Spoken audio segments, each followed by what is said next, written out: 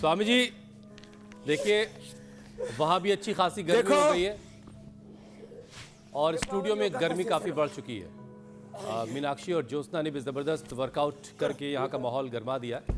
तो अब मैं जरा पहला आपका विषय जो है वो आपके हवाले करता हूँ। बैठक रोज लगानी है। बिल्कुल बिल्कुल स्वामी जी, गिनती आप अंग्रेजी में भी गिन सकते हो और हिंदी में भी गिन सकते हो, कोई मसला नहीं।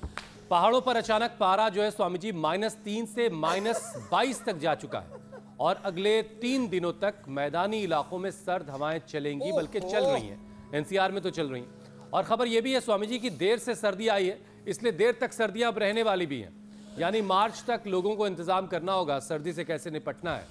तो स्वामी जी दिल की हिफाजत फिर करना बड़ा ज़रूरी हो जाता है। तो आज स्वामी जी दिल को इतना मजबूत बनाएंगे हम लोग इस अगले 30 मिनट में 35 मिनट में कि इस पूरी सर्दी को दिल झेल भी सके और जवान भी रहे। तो स्वामी जी तमाम जो गफलतें हैं, तमाम जो गलतफहमियां हैं दिल को लेकर के, दिल की सेहत को लेकर के, वो भी बताइए जरा। देखो सर्दी मुसीबत नहीं है। क्या है? सर्दी मुसीबत नहीं है। सर्दी तो हमारी शक्ति है। तो कैसे? सर्दी से इम्यूनिटी अच्छी होती है, सर्दी से ताकत बढ़ती है, बल बढ़ता है। पहले हमारे ऋषि मुनि योग करने के लिए कहाँ चढ़ते थे? हिमालय में। चलो बच्चों, अब आप तो वो सर्दी की वजह से जाते थे या एकांत की वजह से जाते थे? स्वामी जी अब जरा इसको क्लियर कर दीजिए आप। ये दोनों बातें बताता हूँ, भूनमनासन और आप बेटियों भूनमनासन के बाद फिर हनुमानासन करना, फिर पूर्ण वृश्चिकासन, पूर्ण चक्रासन, पूर्ण धनुरासन, सब लगे हैं बच्चे और ऐसे ही लगे रहेंगे।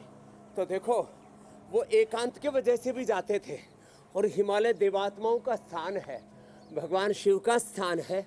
और सच में ठंड में ना दैवी शक्तियाँ पूरी जागृत रहती हैं और उस ठंड में वो योग करके पहले तो कपड़े कहाँ पहनते थे, ऐसे वलकल धारण कर लेते थे। पेड़ पौधों की छाल, मृग छाला और ऐसे ही जो भी जीव जिनका की मृत्यु हो जाती थी उनकी खाल से ही जो है जूते चप्पल, उन्हीं से ही वस्त्र आदि, वलकल आदि ये सब धारण कर लिया करते थे। देखो ये बच्चे हाथ ऊपर कर लो बेटा, क्या बात है। ये बच्चे बेटे बेटियां हमारे हैं ये विश्व विजेता हो रहे हैं तैयार। हाँ। और हमारी प्रिंसिपल साहिबा स्वाति जी लंबे लंबे श्वासों के साथ यजन में लगी हुई है। तो देखो 2 अभ्यास में बैठ करके फिर ये गोमुखासन, जो गोमुखासन ना कर पाए वो ये कर ले। चलो आप ये करो। तो हार्ट के लिए बता देता हूँ। तो सर्दियों में 3 चीज करें। एक तो गोंद का लड्डू खाएं। गोंद का लड्डू ये पेड़ का सार, पेड़ की वो जीवनीय शक्ति होती है गोंद के अंदर। बबूल का गोंद सर्वश्रेष्ठ है, कुमठ का मिल जाए तो मैंने तो कुमठ के गोंद के लड्डू बना रखे।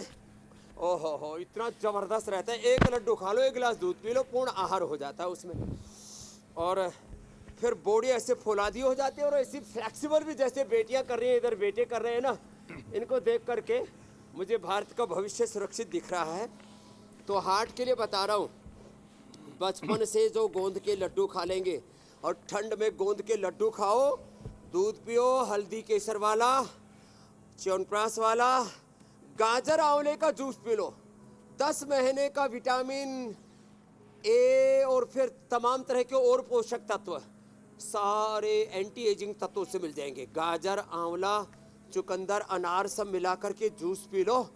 और फिर भाई जिनके पास थोड़ा पैसा है तो वो क्या करो, सोना चांदी हीरे मोती, वैसे आयु प्राइम हमने एक इनका कैप्सूल भी बना दिया है। सोना चांदी हीरे मोती 1-1 ग्राम ले लो, उसमें 10 ग्राम गिलोय सत मिला लो, 30 पुड़िया बनाकर सुबह 1 पुड़िया खाना, 100 साल तक जवान रहेंगे। तो ये हार्ट के लिए एक तो ये गोमुखासन और एक ये ऐसे हस्त संचालन, स्कंध संचालन, एक तो ऐसे और एक ये ऐसे। ये अर्जुन की छाल दालचीनी, इसका काढ़ा पी लेते हैं। मैं भी थोड़ा दालचीनी मुंह में डाल लेता हूँ क्योंकि आज सूर्य देव उधर और धीरे धीरे पेड़ के पीछे से छुप के निकल रहे हैं। अभी दिखे तो सही, आजा आजा मेरे सूर्य भगवान। और देखो बच्चों को, अरे बेटे भी बड़े जबरदस्त हैं भाई। अरे रामा, इनको मैंने देखा, इनके तो सिर पूरे उसी के ऊपर जो है पंजों के ऊपर आ गए। क्या गजब है साहब। और बेटियां भी गजब है। आज इन सब बेटियों को बाल प्राश गिफ्ट में दे रहे हैं। पंजे और सिर के सबको बीच 2-2 में डब्बे। भारत और चाइना जितना डिस्टेंस दिखाई दे रहा है। दिल्ली शंघाई जितना डिस्टेंस है। बुलेट ट्रेन शुरू हो गई है मीनाक्षी, दूरी ज्यादा नहीं है।